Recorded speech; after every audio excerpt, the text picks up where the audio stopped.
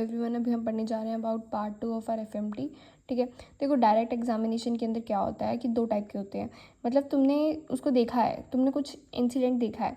Expert witness जो होता है वो ऑब्वियसली पूरे साइंस वगैरह देखता है, तो वो अपनी तरफ से बता सकता है। And first hand knowledge, I witness या कॉमन विटनेस एक ही बात होती है, जिसने क्या देखा होता है, मर्डर वगैरह देखा होता है। लेकिन इनडायरेक्ट में क्या होता है, सर्कमस्टांशियल, मतलब कि उसने ना मर्डर नहीं देखा, बट किसी के हाथ में चाकू दिखा था जस्ट मर्डर से पहले या बाद में, खून से भरा हुआ। ठीक है, तो वो हो गया हमारा इनडायरेक्ट विटनेस। ठीक है, हेयर से हम नहीं मानते, लेकिन डाइंग डिक्लेरेशन को मानते हैं, क्योंकि कोई भी कुछ भी कहानी बना के बोल सकता है, लेकिन अगर आपने देखा है तो आप बताइए, ऐसा होता है। ठीक है, तो common witness and first hand knowledge में कंफ्यूज नहीं होना। देखो, फर्स्ट हैंड नॉलेज एक्सपर्ट का नहीं है, एक्सपर्ट सिर्फ अपना एक ही नाम रखा है, एक्सपर्ट। ब्रूज होता है हमारा 2 हफ्तों के लिए, लास्ट वाला हफ्ता तो सिर्फ बिलीरुबिन के कारण, येलो के कारण होता है, क्योंकि वो अपने कलर में वापस आ रहा होता है। Red, blue, brown you will guess, and green एक बीच में आएगा बिलीवर्डिन के कारण, आपको याद रखेगा। हीमोसिडिन याद रखना, ब्राउन कलर के कारण होता है। अब देखो, कोई बंदा चल रहा है, ठीक है, तो अब ये हमारा व्हीकल है। ठीक है, ये हमारा व्हीकल जा रहा जा रहा जा रहा जा रहा। अब अचानक से क्या हुआ कि वहाँ पर कोई था, ठीक है, तो उसको चोट लग गई, तो वो हो गया हमारा प्राइमरी इम्पैक्ट। अब चोट लग गई तो सबसे ज़्यादा टीबिया का, लेटरल कॉन्डाइल का फ्रैक्चर होता है, उसको बोलते हैं bumper fracture, which is a very common thing to imagine अगर कोई बोले मोटर व्हीकल एक्सीडेंट हुआ है। अब दूसरे में क्या हुआ कि हमारा ये जो व्हीकल था, ये जा रहा था जा रहा था जा रहा था, अचानक से वो रुक गया, लेकिन जो सामने जो बंदा खड़ा था ना, वो इसी के ऊपर गिर गया। ठीक है, तो सेकेंडरी इम्पैक्ट हो गया हमारा, fall of victim over the car. And third के अंदर जो हो सकता है, कॉमनली हम इमेजिन करते हैं, जो उसको सेकेंडरी इंजरी भी बोलते हैं, फॉल ओवर द ग्राउंड, कि वो व्हीकल तो जा रहा था, लेकिन जो हमारा पेडेस्ट्रियन था ना, वो क्या हुआ कि वो नीचे गिर गया सड़क पे, तो उसको सड़क के कारण चोट लगी है। ठीक है, तो इसके अंदर एक और एग्जांपल होता है जो कि खास है, run over hit and run, कि वो व्हीकल रुका ही नहीं, वो सीधा चला गया। तो पहले व्हीकल रुका और उस बंदे को चोट लगी। अब सेकंड वाले के अंदर व्हीकल रुक गया टाइम पे, और जो बंदा है ना, वो हमारा विक्टिम जो है, वो गाड़ी के ऊपर गिर गया, एंड टर्शरी इम्पैक्ट के अंदर आएगा, वो सड़क पे गिर गया। नेक्स्ट है हमारा, देखो ये कुछ कॉमन टर्म्स होती हैं। हफिंग का मतलब क्या है, क्लोथ के अंदर तुमने वोलेटाइल सब्सटेंस लिया और उसको तुम स्निफ कर रहे हो। स्निफिंग मतलब, मैं कंफ्यूज मत हो, मैं वर्ड ही यूज़ करती हूँ। टॉलिन आपने क्लोथ से लिया है, तो उसको हफिंग बोलेंगे। अब क्या होता है, ओवरलिंग एक्सीडेंटल हमारा ट्रोमेटिक एस्फिक्सिएंट स्मोदरिंग होता है। बर्किंग के अंदर हम क्या करते हैं, हम उसकी छाती पे बैठ जाते हैं और उसको मुंह को बंद कर देते हैं, that is non age burking. लेकिन ये एक्सीडेंटल हो। अब स्मोदरिंग कैसे होगा, इफ़ यू आर थिंकिंग, तो ये ना मेनली क्या होता है, मदर जो होती है अपने साइड में बच्चे को लेकर सोती है ना, तो वो उसके ऊपर हो जाती है, तो बेचारा छोटा सा बच्चा होता है, तो उसका मुंह भी बंद ही हो गया ना, इसलिए। ऑब्सीन टेलीफोन को जो इन्जॉय करते हैं उसको बोलते हैं स्क्वैटोलॉजी का। अब देखो स्नेक्स के बारे में। स्नेक्स में क्या है, पहली बात तो डू राइट को हम फॉलो करते हैं according to our government, and उसके अंदर हमें टॉर्निके वगैरह कुछ नहीं करना होता, इमोबिलाइजेशन करो उसका जहाँ पर भी काटा है, एंड उसको लेकर आओ। एंड ये जो काटा होता है ना, उसको एब्रेशन बोलते हैं, ठीक है, इसके वुंड को। एंड हमारे ना ये बहुत सारे टाइप के होते हैं। तो एक होता है बैंडेड क्रेट कोबरा, इसको लर्न कैसे किया, देखो बैंड मतलब जर्सी पहन रखी है, स्पेक्टिकल पहन रखा है, तो ये काफ़ी खास हो गए, तो ये न्यूरोटॉक्सिक होते हैं। एट्रोपिन प्लस नियोस्टिग्मिन देना है। अब क्या है कि हमें याद रहेगा कि नियोस्टिग्मिन क्योंकि न्यूरोटॉक्सिक है, लेकिन एट्रोपिन क्यों दे रहे हैं, क्योंकि हमें नियोस्टिग्मिन के कारण फालतू की मस्कुरेनिक एक्टिविटी भी बढ़ सकती है, लेकिन हमें वो नहीं चाहिए, तो एट्रोपिन भी दे दिया। सी स्नेक एंड कॉमन क्रेट जो होते हैं, वो हमारे क्या होते हैं, मायोग्लोबिनुरिया करते हैं, हाइपरकैलेमिया वगैरह करेंगे। ठीक है, मतलब ऐसे इमेजिन करो कि मसल्स वगैरह मस्कुलोटॉक्सिक होते हैं, ठीक है, ये दोनों, तो इसलिए हमारी मसल्स टूटती है, तो हाइपरकैलेमिया हो जाता है, मायोग्लोबिनुरिया हो जाता है, एंड उसके अंदर से ही CPK आता है, तो वो भी इंक्रीज़ हो जाएगा। वाइपर, वी फॉर वैस्कुलोटॉक्सिक, वो क्या करता है, हमारे क्लोटिंग्स को बढ़ा देता है, मतलब क्लोटिंग टाइम को बढ़ा देता है। ठीक है, नेक्स्ट चलते हैं। देखो अब ये इंपॉर्टेंट टेबल है, इसके अंदर ना काफ़ी सारे वो बताएं कि कौन सा किसके कारण होता है। तो हाइपोमैग्नीशियमिया सेल्फोज जो होता है हमारा फेमस AGN टेस्ट भी करते हैं हम इसके लिए, तो उसमें यूज़ होगा। हाइपरकैलेमिया, अभी कार्डियक पॉइजन के एग्जाम्पल क्या होते हैं, डोना, कार, ये फेमस ट्रिक है, हैज़ क्वीन।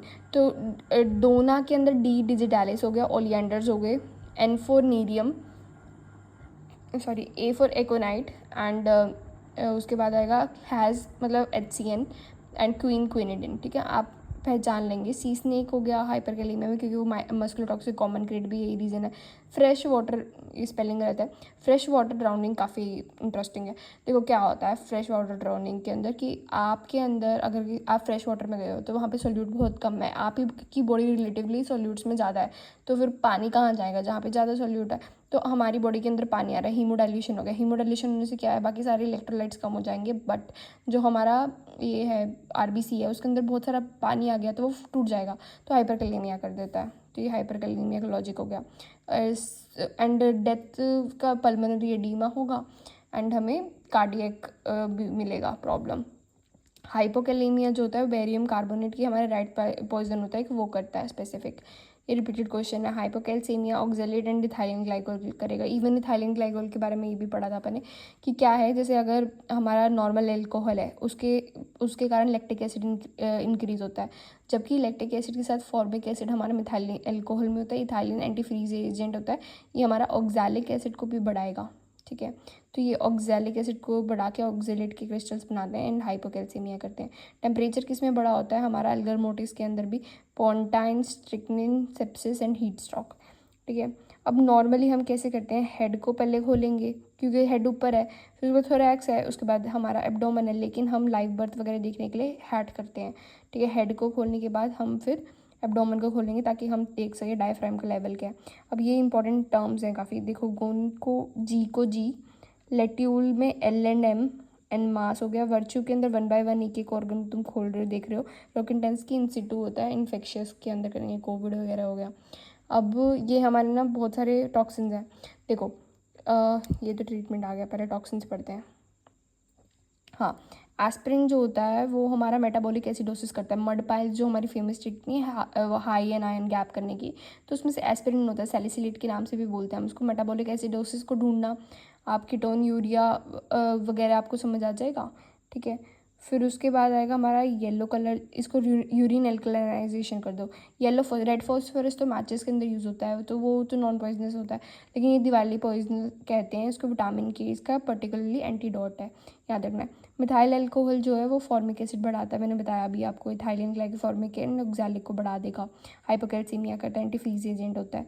कोकेन जो होता है वो वैसोकंस्ट्रिक्टर होता है, ब्रोंकोस्पाज्म करवाएगा। ब्लैक टीथ, कोका कोला भी ऐसे याद रख लो, तो ब्लैक टीथ एंड फॉर्मिकेशन याद आ जाएगा। देखो कोकेन एंड कैनाबिनॉइड्स में बिल्कुल कंफ्यूज नहीं होना। कैनाबिनॉइड्स होते हैं run amok and motivational syndrome. Formication and black teeth, coca cola and formication को बस याद रखो। ठीक है, उसके बाद एलएसडी जो होता है वो बैक ट्रिप करता है, सिनेस्थीजिया करेगा। ओपियोइड जो होता है उसके अंदर अगर टॉक्सिसिटी है तो नैलोक्सिन एंड नालमेफिन देना है। ठीक है, विड्रॉल के टाइम पे ट्रीटमेंट मेंटेनेंस के लिए अगर आप दे रहे हो तो नालट्रेक्सन होगा। ठीक है, ये याद रखें तीनों को। कैनाबिस में रनअमोक हो गया हमारा। पैरासीटामोल जो होता है वो एनेसिटाइल सिस्टीन देते हैं, अगर वो अवेलेबल नहीं है तो हमारा मिथ्योनिन दे देंगे। बेसिकली प्रिंसिपल इसका ये है कि ग्लूटाथायन को हमें इंक्रीज़ करना है, चेम्पी पाथवे वगैरह बढ़ाना है, तो क्या आरबीसी जो है उसके सारे आरओएस वगैरह कम हो जाएंगे। नोजिया वॉमिटिंग सबसे पहले आएगा, उसके बाद एसिम्टोमेटिक पीरियड आता है एंड देन लीवर में नेक्रोसिस कराता है, ये इंपॉर्टेंट है। तो सबसे पहले कोई पेशेंट आएगा उसको नोजिया वॉमिटिंग है, एसिम्टोमेटिक हो जाएगा तो आपको समझना है कि ठीक हो गया, ऐसा नहीं है। एसिम्टोमेटिक के बाद वो वापस से लीवर नेक्रोसिस ही मिलता है फिर पेशेंट के अंदर। अब नेक्स्ट देखते हैं। नेक्स्ट के अंदर है हमारा आयरन। आयरन क्या होता है, वो जीआईटी नेक्रोसिस, वो सेकेंड फेज़ ना रिकवरी फेज़ आता है, तो कुछ सिम्टम्स मिलते नहीं है। सिस्टमिक आएगा, फिर लास्ट में hepatic and then hepatic structures वगैरह करेगा। ठीक है, तो क्या है जीआईटी का नेक्रोसिस, रिकवरी, फिर systematic symptoms and hepatic and then GIT का स्ट्रक्चर। ओपी पॉइजनिंग में सिम्टम्स बढ़ जाते हैं, एट्रोपिन करते हैं, सिंपैथेटिक बढ़ जाता है, पीएसएनएस से धतूरा हो गया इसलिए फाइसोस्टिक भी देंगे। आर्सेनिक के अंदर डायरिया बहुत इंपॉर्टेंट है, और हमने बायोकेमिस्ट्री में पढ़ा है कि आर्सेनिक जो होता है ना वो ग्लाइकोलाइटिक पाथवे को भी ग्लिसराइल 3 फॉस्फेट को इनिबिट करेगा, टीसी साइकिल को भी इनिबिट कर देगा, लाइपोइक एसिड को इनिबिट करता है, तो ये डायरिया करेगा, स्किन की ड्रॉप पिगमेंटेशन करेगा, एल्ड्रिच मीज करता है। ठीक है, glove and stocking asymmetrical neuropathy करता है, काफ़ी ज़्यादा करेक्टरिस्टिक है। देखो ये पार वजह से नहीं कर रहा है, एंड पैनसाइटोपिनिया भी करेगा, ये दोनों चीज़। ठीक है, ब्लैक फुट भी कर देगा, अर्गोट जैसा मिक्स है ये काफ़ी ना, इसलिए क्वेश्चंस बहुत ज़्यादा आते हैं इसके ऊपर। थेलियम जो है हमारा उसका ट्रीटमेंट प्रूशियन ब्लू है, एंड ये भी एल्ड्रिच करता है, एंड एल्ड्रिच मीज जो हमारे होते हैं ऐसे नील्स के पीछे। एलोपेशिया करेगा, पेनफुल न्यूरोपैथी करेगा, सेंडिंग टाइप की जीबीएस जैसा, एंड मेडरोसिस लेटरल बहुत करेक्टरिस्टिक है इसका। अब इसमें हम देखते हैं ट्रीटमेंट के बारे में। अब ट्रीटमेंट में क्या है, बालिज हाल, ये फेमस ट्रिक है। तो बाल को हम डाइमर कैपरोल भी बोलते हैं, तो कंफ्यूज नहीं होना कि बाल नहीं दे रखा था ये दे रखा था, दोनों सेम ही बात है, ठीक है। अब हाल के अंदर क्या है हमारा, mercury, arsenic and lead, but contraindicated के अंदर कैडमियम एंड आयरन, ठीक है। लेकिन साथ में मिनीमाटा डिसीज़ याद रखना है कि हम मरकरी में यूज़ तो कर रहे हैं, लेकिन अगर मान लो कुछ ज़्यादा ही पॉइजनिंग है, मिनीमाटा तक हो रखा है, तो हम इसको यूज़ नहीं करेंगे। लीवर डैमेज भी करता है ये, तो फिर हम लीवर वाले में भी नहीं यूज़ करेंगे। आयरन के लिए हमारा फेमस डेस्फेरोक्सामिन, अगर वो नहीं काम करता तो डेफपेरोनॉन लॉन्ग टर्म के लिए। लेड हमारी प्योर मोटर पैल्सी करती है, रिस्ट ड्रॉप वगैरह, एला सिंथेस को छोड़ के बाकी सारा हीम का भी इनिबिट कर देती है, ठीक है, क्योंकि वो रेट लिमिटिंग स्टेप होता है ना, तो वो इंक्रीज़ हो जाएगा। IM हमें क्या देना है, बाल, क्योंकि हमने इसमें लिखा है L फॉर लेड होता है, लेकिन इसके साथ ना एक्चुअली EDTA को भी कंबाइन करो। अगर ये दोनों नहीं है तो हम क्या करेंगे, डाइसक्सीमर देंगे, जैसे हमारा DMSA होता है उसको डाइसक्सीमर बोलते हैं, जैसे उसको डाइमर कैप्रोल बोल रहे थे, ठीक है। फिर डी पेंसिलामाइन में CLM, lead, copper and mercury तीनों ही इसके अंदर है। डेलीरियम ट्रेमेंस में अगर लीवर इन्वॉल्व होता है, लोराजिपाम 2 एंड 3 दिन पे होता है ये। एंड साइनाइड जो होता है हिस्टोटॉक्सिक होता है, कॉम्प्लेक्स 3 को इनिबिट करेगा। तो क्या है, हमें ना हाइड्रोक्सीकोबालामीन देना होता है, तो क्या होगा हमारा, कोबालामीन साइनाइड के साथ कंबाइन करके सोल्यूबल प्रोडक्ट बनाएगा एंड निकल जाएगा। अगर वो नहीं है तो लिलीज किट होता है हमारा, amyl nitrate and sodium thiosulphate. अब इसमें क्या होगा, हमारा जो नाइट्रेट है, ठीक है, वो नाइट्रेट आया, साइनो नाइट्रेट बनाया उसने, ठीक है। अब वो क्या है, इनसोल्यूबल है, तो अब उसको सोल्यूबल बनाने के लिए हमें क्या करना पड़ता है, थायोसल्फेट को ऐड करना पड़ता है। एंड इसका साइड इफेक्ट है ये मैथीमोग्लोबिन कर देगा, मैथीमोग्लोबिनेमिया हो जाएगा, तो हमें मिथाइलिन ब्लू को ट्रीट करना पड़ेगा। चॉकलेट ब्राउन कलर का लिविडिटी वगैरह भी देता है ये, ठीक है। अच्छा हाँ, एक और खास ट्रिक बताती हूँ तुम्हें। देखो, साइनाइड एंड कॉपर मोनोक्साइड में ना दोनों ही रेड कलर की लिविडिटी देते हैं, तो कैसे लर्न करें, ठीक है। एक तो स्लगिशनेस कुछ ऐसे वर्ड होता है, वो यूज़ होता है हमारा कलर के लिए, याद रखना। And CO is for carbon monoxide ना, तो O मतलब राउंड राउंड चेरी, तो चेरी रेड कलर कौन देगा हमारा, कार्बन मोनोक्साइड, ये हमारा ब्रिक रेड दे देगा। तो ये ईजी हो गया आज आपके लिए। एंड ये हमने कर लिया है, ठीक है। हाँ, ये काफ़ी बड़ा टॉपिक, ओके शुरू करते हैं।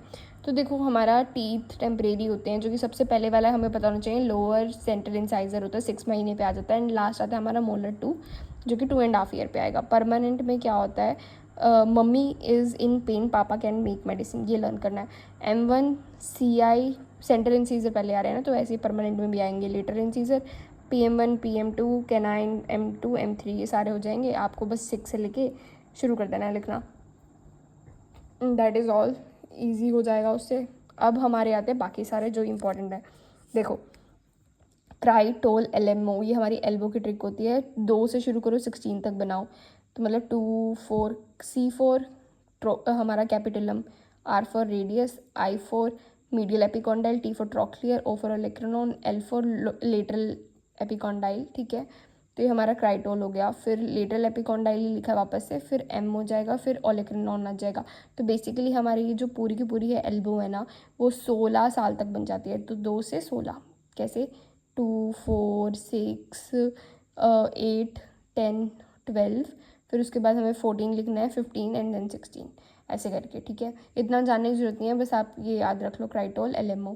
फिर आएगा हमारा जो रिस्ट होता है, रिस्ट के अंदर क्या है, पिसिफॉर्म 12 ईयर्स पे बनती है, लेकिन हमारा जो अल्नार एंड रेडियस एंड होता है वो अलग टाइम पे फ्यूज़ होगा, बट हमें ये याद रखना है।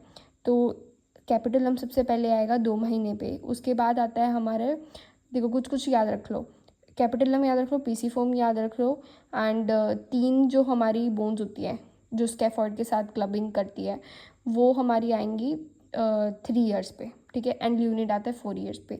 कुछ नहीं याद रहता है तो आपको एक्सरे दे रखा है, उसको काउंट कर लो, ठीक है, कार्पल बोन्स को, वही हमारी एज होगी। एंड क्लॉकवाइज आता है, याद रखना। बेस ऑफ ऑक्सीपिट होता है 18 से 22, medial end of clavicle and sacrum होता है हमारा 22 से 25। अब कैसे लर्न करें इसको, देखो 18 की उम्र पे तुम्हारा दिमाग आ जाता है, और जो जिम्मेदारियां हैं हमारे शोल्डर्स पर वो 22 की एज पे शुरू होती है। सेक्रम इज़ फॉर शादी। एंड अगर तुम्हें कन्फ्यूज़न हो रही है ना कि भाई सेक्रम आएगा या फिर स्टर्नम आएगा, एक्चुअली स्टर्नम भी 25 पे फ्यूज़ हो जाता है, लेकिन स्टर्नम विद जिफॉइड जो होता है वो 40 ईयर्स पे होता है, ठीक है। ये कन्फ्यूजन नहीं होनी चाहिए, क्रिस्टा स्कैपुला जो होता है हमारा वो 50 ईयर्स पे होता है, तो मैंने ऐसे डन किया। क्रिस्टल जो होता है वो 50 ईयर्स पे किसी के पास है।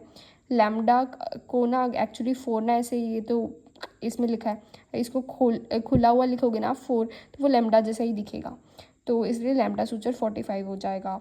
फिर उसके बाद अब फीमेल जो होता है ना, अगर आपको आइडेंटिफिकेशन करना है तो पेल्विस से करो। पेल्विस से एंड स्कल से बहुत अच्छे से आइडेंटिफाई हो जाता है कि कौन सा जेंडर है। एंड एज जो है हमारा, चलो पहले यही पढ़ लेते हैं। तो पेल्विस में क्या होता है, हमारे OSA ओलेक्रिनॉन, सेक्रोइलिएक जॉइंट एंड एसिटाबुलम को छोड़ के बाकी सब चीज़ें बड़ी होती है हमारी फीमेल के अंदर, जबकि हमारे जो मेल का स्कल होता है वो बड़ा होता है, except frontoparietal eminence and nasal aperture and round chin, round orbit and forehead भी राउंड राउंड हमारी फीमेल के अंदर मिलेगा, ठीक है। फिर उसके बाद आता है हमारी 18 की एज पे रिस्ट एंड नी देखेंगे, हिप स्पेसिफिकली 21 की एज पे देखेंगे। तो एक ट्रिक होती है ईशा के रिस्ट, तो 15 ईयर्स पे एल्बो जॉइंट फ्यूज़ कर जाता है, और मतलब रेंज में होते हैं सब ना। एंड रिस्ट जो होता है 18 पे फ्यूज़ कर जाता है, इसलिए 18 के लिए हमने रिस्ट को प्रेफर किया था। हिप के लिए हमारा 21 होता है। That is all, thank you. इसका एक और शॉर्ट पार्ट बनाना पड़ेगा आई गेस, तो बस फिर फोरेंसिक खत्म। Thank you.